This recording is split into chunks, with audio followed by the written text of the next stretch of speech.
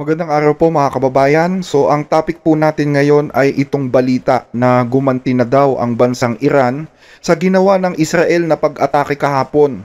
Yes, tama po. Gumanti na po ang Iran sa Israel. At base sa mga report, naging maaksyon itong araw na ito dyan sa Middle East. Kaya po yung ating mga kababayan dyan, lalo na yung mga nandyan sa dalawang bansang involved, sana po ay lagi kayong mag-iingat.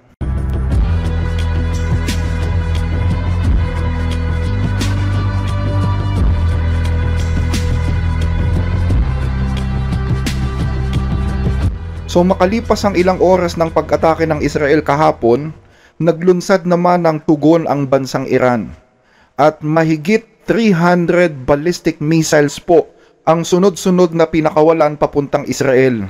At tinawag itong pag-ataking ito na Operation True Promise 3. Karugtong po yan ng serye ng pag-atake ng Iran sa Israel na nag-umpisa noong April 2024.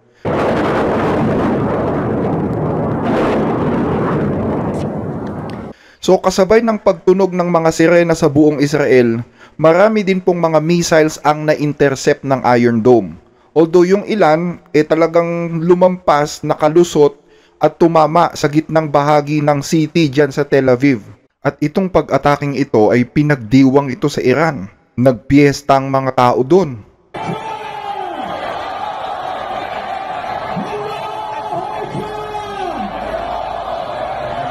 At gaya ng inaasahan, tumulong ang Estados Unidos na salagin ang pagdating ng mga missiles. Well, ang sabi ng US, hindi sila makikialam sa gera. Pero nanindigan sila na tutulungan ng Israel na depensahan yung kanilang bansa mula nga sa pag-atake ng Iran. Siguro ang tinutukoy ng US dito is yung offensive. Pag mga offensive move, hindi sila aatake sa Iran. Pero pag defense, tutulong sila sa Israel. Pero may kondisyon yon. Hindi aatake ang US sa Iran kung walang aatakihin ng Iran na mga property ng US sa Middle East. So yan po yung nilinaw ng US doon sa Security Council meeting kahapon. Let me be crystal clear. No government, proxy, or independent actor should target American citizens, American bases, or other American infrastructure in the region. The consequences for Iran would be dire. Ayan maliwanag yan. Kaya hindi pwedeng magkamali ng Iran Isang pagkakamali nila na umatake sa property ng US talagang dudurugin sila ng Amerika. At kasabay nito meron ding report na lumabas kahapon na inililipat na daw ng Amerika yung kanilang mga puwersang militar papunta dyan sa Middle East. Kasama dyan yung mga barko, yung iba't ibang mga kagamitang pandigma, bilang paghahanda daw sa posibleng paghihiganti ng Iran. The United States is shifting ships and other military resources in West Asia in response to Israel's strikes on Iran and a possible retaliatory attack by Tehran. So kaya pala umaangal si Zelensky nung isang linggo. Kasi yun daw shipment ng mga bala na papunta sana sa kanya, nilipat papuntang Middle East. Ang rason pala is paghahandaan ng US yung posibleng pagganti ng Iran dyan sa Israel. At ang sabi pa sa report, kasama dun sa mga kagamitang itinransfer dyan sa Middle East ay yung dalawang destroyer ng US. Yung isa yung USS Thomas Hudner. So, tinransfer sila sa Eastern Mediterranean malapit sa Israel. Direkta din daw na nagbibigay ng intelligence at political support ang US sa Israel. So, nagkaroon ng meeting sa United Nations. Inakusahan ng Iran ang Estados Unidos na nakikisali sa gera. Hindi na may kakaila pa ang pakikipagsabuatan ng Estados Unidos sa terorismong ito. Inamin na ng mga opisyales sa Estados Unidos na nagbigay sila ng tulong at suporta sa mga krimen at sa matinding paglabag na ginawa ng rehimeng Israel simula pa kagabi. Kabilang dito ang paglilipat ng mga armas.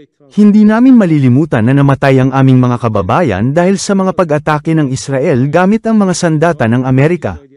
Ang aksyong ito ay katumbas ng pagdedeklara ng gera.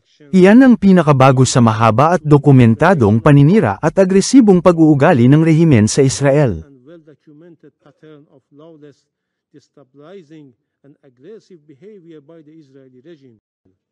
So dito sa pag-atake ng Iran, 7 po ang napaulat na nasaktan, 2 ang patay, at mayroon din daw 9 na mga building na mga nawasak dyan sa Tel Aviv. At dahil nga sa ginawa ng Iran na mayroong mga nasaktan na civilian dyan sa Israel, pinangangambahan na lalo pong lumala ang digmaang ito. Nagsimulang bombahin ng Israel ang Iran kahapon bandang alas 3 ng madaling araw ng Biyernes. 200 eroplanong pandigma ng Israel ang lumahok sa unang wave ng pag-atake na tumama sa humigit kumulang 100 target, kabilang ang mismong military leadership ng Iranian Revolutionary Guard at ang ilang mga senior nuclear scientists ng Iran. Patay silang lahat. At alam nyo ba na kahit nawasak na ng Israel yung karamihan ng mga air defense system sa Iran, nagpatuloy pa rin buong maghapon sa pambobomba itong IDF o itong Israeli Defense Force. At ang sabi ni Israeli Prime Minister Benjamin Netanyahu, dinidefend lang daw nila yung patuloy na pag-iral ng kanilang bansa. Moments ago, Israel... Kani-kanina lang ay inilunsad ng Israel ang Operation Rising Lion, isang eksakto at planadong military operation para hadlangan ng pagbabanta ng Iran sa Israel. Magpapatuloy ang operasyong ito hanggat kailangan para tuluyang mawala ang banta. Sa loob ng mga dekada, lantaran at tahasang nananawagan ang mga malulupit na pinuno ng Iran sa pagkalipol ng Israel. Sinabayan pa nila ito ng isang programa sa pagbuo ng mga nuclear weapons. Ayon sa mga report, ilang ulit na pinatamaan ng Israel ang nuclear facility sa Natanz, kung saan meron pong isinasagawang uranium enrichment project ang bansang Iran. At pilit pa daw sinusubukan ng Israel na pasukin yung pinakamalalim na silid sa ilalim ng lupa. Winasak din ng Israel ang mga lugar kung saan lumalabas ang mga missiles ng Iran, yung mga launching area. At dahil nga dito sa mga pag-atake ng Israel, nagpakawala po ang Iran ng 100 drone laban sa Israel, parang unang batch ng pag-atake ito. Pero itong mga drone na to, yung 100 drones na pinakawala nila kahapon, lahat po ito ay napabagsak bago pa pumasok o makarating sa airspace ng Israel. At ito pa ang isang nakakabilib na ginawa ng Israel, mga kababayan. Yung mga espiya ng Mossad, sikreto silang pumasok sa Iran. At gumawa sila doon ng covert operation kung saan lihim silang pumasok sa Iran at pinagsisira nila yung mga facilities ng mga ballistic missile para hindi gumana. Gumamit sila ng mga drones na sikreto ding ipinasok sa Iran as preparation dito sa operasyon na ito. At nagbabala pa ang Israel na posibleng tumagal pa ng ilang araw o ilang linggo ang operasyong ito. Well, sa ngayon, delikado na talaga ang sitwasyon sa Middle East. Ang sabi nga sa report, nasa bingit na ito ng mas matinding kaguluhan. Pero kaunti na lang ang mga kaalyado ng Iran na hanggang magtanggol sa kanya. Kasi kung iisipin ninyo, ang Hamas wala na, di ba? Halos hindi na makakilos. Ang Hezbollah bumagsak na. Ang mga Houthi naman hindi na ganoon kaaktibo. Bumagsak na rin pati yung rehime ni Bashar al-Assad sa Syria. So sino pang kakampi ng Iran ngayon? Kaya although lumalala yung tension dyan, mag-isa na lang ang Iran na nakikipaglaban sa sarili niya. Malabo rin naman tulungan siya ng Russia ngayon dahil ang Russia busy rin sa Ukraine. So kahapon nanawagan ang iba't ibang mga lider sa buong mundo na pahupain ang tensyon. Pero syempre para kay Prime Minister Benjamin Netanyahu ng Israel, makasaysayang oportunidad to para sa kanya. Diba? Ito na yung chance para mawasak niya yung nuclear program ng Iran. At posible pati yung rehimen mapabagsak na. Kasi ito naman talaga yung matagal na niyang pangarap gawin eh. Batay sa pinakahuling report dyan sa Iran, umabot na daw sa tinatayang 78 katao ang nasawi sa pag-atake ng Israel, kabilang na yung mga senior military officials ng kanilang hukbo. At meron daw 300 na nasugatan, na karamihan daw ay mga sibilyan. Kabilang sa mga nasawing matataas na general ay sina General Hossein Salami, Commander ng IRGC, Mohammad Bagheri, Chief of Staff ng Iranian Armed Force, Amir Ali Hajirade, Commander ng IRGC Air Force, at si Major General Gijlam Ali Rashid na Commander ng Qatam Al-Aniya Central Headquarters. At alam nyo ba mga kababayan, yung iba dito sa mga general na to, pinatay mismo sa kanilang kwarto, sa kanilang sariling kama, kasama yung kanilang buong pamilya. Ayon sa mga analyst, posibleng ginawa ito ng Israel para sabihin sa Iran na hindi na safe kahit ikaw ay parte pa ng gobyerno. Ganyan kalupit yung ginawa ng Israel dito sa mga generals na to. Pati yung kanilang mga pamilya pinagpapatay din. Meron daw mga sibilyan Meron din daw mga bata na nasawi sa pag-ataking ginawa ng Israel at nangako nga sila na maghihiganti dito. Itong barbarikong aksyon na ito, na sumira sa lahat ng mga international agreements, ang nagpapatunay na kriminal itong ilehitimong rehimen ng mga Zionista, na lumitaw lamang dahil sa pananakot, agresyon, at pagpatay ng mga bata. Kailangan natin ng kapayapaan sa rehiyon, at kailangan natin ng maayos na usapan. Kailangang matiyak sa mundo na kayang ipagtanggol ng Iran ang mga teritoryo nito. Gagawin ng Iran ang lahat para sa layuning iyon. Lagi kong sinasabi sa sambayan ng Iranian, panatilihin ninyo ang inyong pagkakaisa. Huwag ninyong paniwalaan ang mga chismis at mga fake news na ikinakalat ng mga media war ng ating mga kaaway. Kailangan nating magkaroon ng tamang kalagayan para makaganti, makasagot, at makapagbigay ng tugon. Ipinapaabot ko sa aking mga kababayan na ibibigay ng Iran ang lahat ng pagsisikap para tulungan ang mga dakilang mamamayang Iranian, punan ang mga kakulangan, at lutasin ang lahat ng suliraning kinakaharap ng ating bayan, dahil napakahalaga ng pagkakaisa ng ating mamamayan. Sa tulong at basbas ng kataas-taasang ala, tutugan tayo sa isang matatag at tiyak na paraan laban sa mga Zionista na siyang pinakakinamumuhiang elemento sa buong mundo at sa buong rehiyon. Ang mga pinuno ng Iran, kabilang ang kataas-taasang pinuno, ay susuporta sa Iran para gawin ang lahat ng kinakailangan. At batay sa pinakahuling report, kanina lang ito, siguro mga 3 oras lang, meron daw 60 sibilyan, kabilang ang 20 bata na nasawi sa isa sa pinakahuling pag-atake ng Israel na tumama sa isang residential building dyan sa Tehran. Ayon yan sa ulat ng state media sa Iran. So ano naman ang naging reaksyon ng Russia dito? Tutulong daw ba sila sa Iran? Ang sabi sa report, kinundi na daw ng Russia yung pag-atake ng Israel sa Iran. Pero walang sinabi si Putin na sasali siya sa gera. Manapa, ang sabi ni Putin, inoffer niya yung kanyang sarili na maging tagapamagitan dito sa dalawang bansang ito. Nakausap niya si Netanyahu sa telepono tsaka yung presidente ng Iran at pinayuhan niya na i-de-escalate ang gulo. And he offered himself na maging mediator sa pagitan nilang dalawa. So kaya ang Iran talagang mag-isa na lang sa gerang ito eh. Iran really is alone. Pero itong China, naglabas din sila ng reaksyon dito sa nangyari. At kinundi na ng China itong ginawa ng Israel. Ang sabi ng China, nilampasan ng Israel yung red line dahil sa pag-atake nila sa mga nuclear facilities. Ito, pakinggan ninyo yung ambassador ng China sa UN.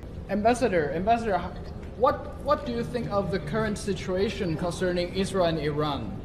We strongly condemn the Israelis' attack on Iran. This is a violation of the Iran's sovereignty and territorial integrity. And we are particularly concerned that they are attacking nuclear facilities, which is another red line that Israel has crossed. Ayan, yung reaksyon ng Chinese government, si Trump, ano naman yung kanyang masasabi? Well, kahapon, pagkatapos umatake ng Israel sa Iran, naglabas si Trump ng mensahe. At ito yung kanyang sabi sa kanyang social media account. 2 buwan na ang nakakaraan, binigyan ko ang Iran ng ultimatum na 60 araw para makipagkasundo. Dapat ay tinanggap na nila yun. Ngayon ay ika-61 araw na. Sinabi ko na sa kanila kung ano ang dapat gawin, pero ayaw nilang gawin. At ngayon, meron pa siguro silang isa pang pagkakataon. Inaasahan na lalo pang titindi ang bangayan ng dalawang bansa ngayong gabi. Hindi na daw magiging sorpresa ang mga pag-atake dahil kapwa na rin daw nagdeklara ng digmaan itong dalawang bansa. In fact, ang sabi nga ng ambassador ng Iran sa United Nations kahapon, yun daw ginawa ng Israel ay malinaw na declaration of war. At maliban sa nuclear facility sa Natanz, napaulat din na inatake ng Israel yung 2 pa sa mga nuclear facilities ng Iran. Itong 2 ito is yung mas malalalim pang kinalalagyan kasi nga yung mga facilities nila nasa ilalim ng lupa eh. So inatake ng Israel yung Isfahan at saka yung Fordow nuclear facilities. Mga malalalim na facilities ito sa ilalim ng lupa mga kababayan. Pero alam nyo, medyo umalma ang United Nations. Ang sabi ng United Nations Nuclear Watchdog, kapag daw hindi tumigil ang Israel sa pambobomba sa mga nuclear facilities ng Iran, nangangamba sila na baka magkaroon ng malawakang nuclear radiation sa lugar. At hindi lang dun sa lugar na yun, kundi posible daw na umabot pa hanggang sa mga katabing kontinente. I call on all parties to exercise maximum restraint to avoid further escalation. I reiterate that any military action that jeopardizes the safety and security of nuclear facilities risks grave consequences for the people of Iran, the region, and beyond. Pero syempre, hindi naman magpapaawat ang Israel eh. In fact, patuloy pa rin ang Israel sa pambobomba sa mga bahay ng mga nuclear scientists ng Iran at pati yung kanilang mga pamilya is pinapatay na din ng Israel. Israel had appeared in control all day, attacking Iranian military sites, including the residences of its nuclear scientists, killing them and their families. At dahil dito, nagbigay na ng message yung supreme leader ng Iran na si Ayatollah Khomeini sa Israel. Ito, pakinggan natin siya. Sa ngalan ni Allah, ang mahabagin, ang maawain. Isang mapagpalang pagbati para sa mahal at dakilang mamamayan ng ating bansa. Ang pagkamatay ng ating mga mahal na general at siyentipiko, na tunay ngang mabigat para sa ating lahat, kasama na rin ang ilang mga sibilyan na nasawi, ay aking sinasaluduhan, at taos-pusong nakikiramay ako sa ating mga mamamayang Iranian at sa kanilang mga pamilya. Naway itaas ni Allah, ang kataas-taasan, ang kanilang mga kaluluwa, at sanay pagkalooban niya sila ng awa. Ngayon, gusto kong sabihin sa ating mga mahal na kababayan, napakalaki ng pagkakamaling ginawa ng rehimeng Zionista. Hindi nila dapat isipin na dahil tinamaan nila kami ay tapos na ang lahat. Hindi, simula pa lang ito, sila ang nagpasimula ng digmaan. Hindi namin sila hahayaan na makaligtas ng walang kaparusahan sa malaking krimeng kanilang ginawa. Ano naman ang sagot ng Israel? Pinuksan na namin ng mga pangunahing commander ng militar, mga senior nuclear scientists, ang pinakamahalagang pasilidad ng uranium-enriched ng rehimeng Islamiko, at malaking bahagi ng kanilang arsenal ng ballistic missiles. At marami pang susunod. Hindi alam ng rehimen kung ano ang tumama sa kanila, at hindi rin nila alam kung ano pa ang susunod. Ang bansang Iran at ang bansang Israel ay matagal nang magkaibigan mula pa noong panahon ni Cyrus the Great. Dumating na ang panahon upang kayo ay magbuklod sa ilalim ng inyong watawat at ng inyong makasaysayang pamana sa pamamagitan ng pagtindig para sa inyong kalayaan mula sa isang masama at mapaniil na rehimen. Napakahina na nito ngayon. Ito na ang inyong pagkakataon para tumindig at maiparinig ang inyong tinig. Babae, buhay, kalayaan. Zandi, Azadi. Tulad ng sinabi ko kahapon at sa maraming pagkakataon. Hindi kayo ang kaaway ng Israel. Hindi kayo, mga matatapang na mamamayan ng Iran, na aming nirerespeto at hinahangaan. Ang aming pakikipaglaban ay laban sa ating nag-iisang kaaway, isang mapanupil at kriminal na rehimen na siya ring nang-aapi at nagpapahirap sa inyo. Matatapang na mamamayan ng Iran, ang inyong liwanag ang siyang magtataboy sa kadiliman. Ako ay nasa inyong panig. Ang sambayan ng Israeli ay nasa inyong panig. So, kamusta na ngayon sa Iran? Ano ang nagiging reaksyon ng mga tao? Well, pagkatapos na sumalakay ang Israel sa Iran at pinagpapatay yung kanilang mga generals doon, syempre galit na galit sila. Inaakusahan nila ang United States at ang mga Western countries ng pagtatraidor sa Iran. Kasi sinayang lang daw ng mga to yung oras ng kanilang mga officials sa pag-attend ng mga meetings, sa mga negosasyon, sa mga kasunduan. Pero yung pala ay binibigyan lang nila ng time ang Israel para makapaghanda sa pag-atake. So ang sigaw ng mga Iranians na to ay paghihiganti. Pero ngayon na gumaganti na yung kanilang mga leader, mayroong piyesta ngayon doon. Nagpe-piyesta ngayon ng mga tao sa Iran. Pero syempre, hindi naman lahat ng mga taga-Iran pabor sa ginagawa ng gobyerno nila. Yung iba nga dyan, nagdidiwang pa eh. Lalo na yung mga Iranian na nakaranas ng opresyon mula sa gobyerno. Natutuwa sila sa pagkamatay ng kanilang mga general eh. Ito, pakinggan ninyo. The mood in the country is really divided. Some people, they're supporters of the Iranian establishment. They are angry, they're furious, they want revenge. However, there are some other Iranians, those who've been repressed in the past 4 decades by the Iranian regime.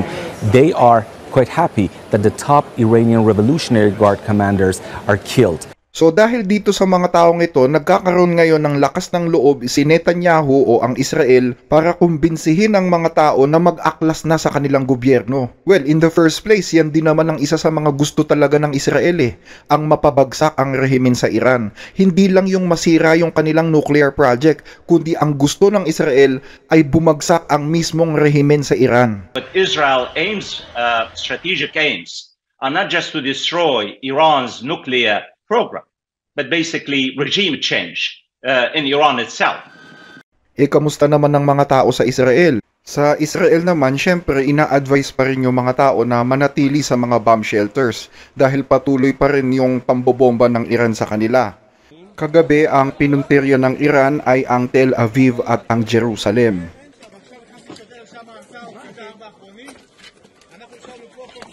Pero sa pinaka-latest na report, yun naman daw City of Haifa ang binabanatan ng Iran.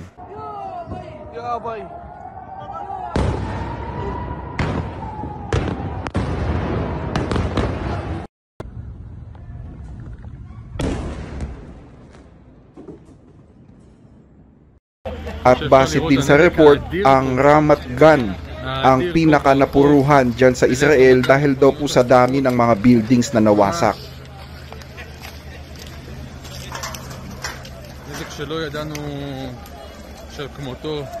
Pero hindi lang ang Iran ang nagpapaulan ng mga missiles sa Israel. Nagpapaulan din ng missiles ang Israel sa Iran.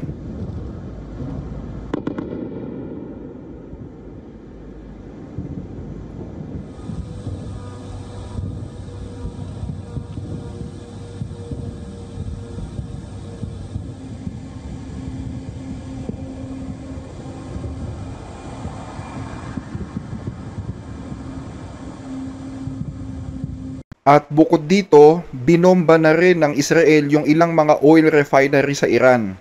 Dati pinagbabawalan silang gawin yan pero ngayon pinupuntiryan na nila yung mga gas at saka mga oil depot dyan sa Iran. So ito po yung pinakahuling mga update kaugnay ng nagaganap na kaguluhan dyan sa Middle East sa pagitan ng Iran at ng Israel. And again, ang mensahe natin dyan sa ating mga kababayan dyan, mag-ingat kayo parate, manalangin po kayo na sana kayo'y malayo sa anumang kapahamakan na pwedeng mangyari, no?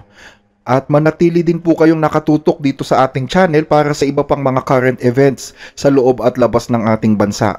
Pwede nyo pong i-hit ang subscribe button para updated kayo sa bawat video na ating inilalabas. I-comment nyo rin po yung inyong lugar para mabati natin kayo sa mga susunod na video. And again, bago natin tapusin ang ating episode, binabati po natin si Ma'am Kobayashi Jane ng Japan. Ito po ay regular na nating tagapanood ito Shoutout po sa inyo Ma'am Jane at kay Sir Frank Eroy ng Puerto Princesa, Palawan. Shoutout din po kay Sir Edwin Nas from Alabat Island. I think sa Quezon Province ito, no? Si Sir Edwin. And kay Ma'am Erlinda Abalye ng District 5 dyan sa Quezon City at pinababati din po niya si Ate Leng. Shoutout din po kay Sir Estelito de los Reyes ng Triala, Gimba, Nueva Ecija, kay Sir Marianito Martinez. At maraming salamat din po kay Sir Ronald Balbuena. Shoutout po sa inyo, sir. Shoutout din kay Sir Nel Bartolome ng Saudi Arabia, kay Ma'am Melanie Epeniero ng Jordan, kay Sir Ronnie Rada dyan sa Camarines Norte sa Vinsons. Kamusta po kayo? Kay Sir Efren Corpus ng Narvacan, Ilocos Sur. And shoutout din po kay Ma'am Delia Baseniero ng Villamor, Pasay, kay Ma'am Shelo Velasquez dyan sa Italy, and kay Ma'am Margarita Whitney from Bahrain. Shoutout po sa inyo. Shoutout din kay Ma'am Gina Suwan ng Cebu at kay Ma'am Emma Ebesate ng Austin, Texas. And last but not the least, sa ating proud OFW from Panama dyan sa Central America. Shoutout po sa inyo. So maraming salamat po ulit at hanggang sa susunod na mga balita.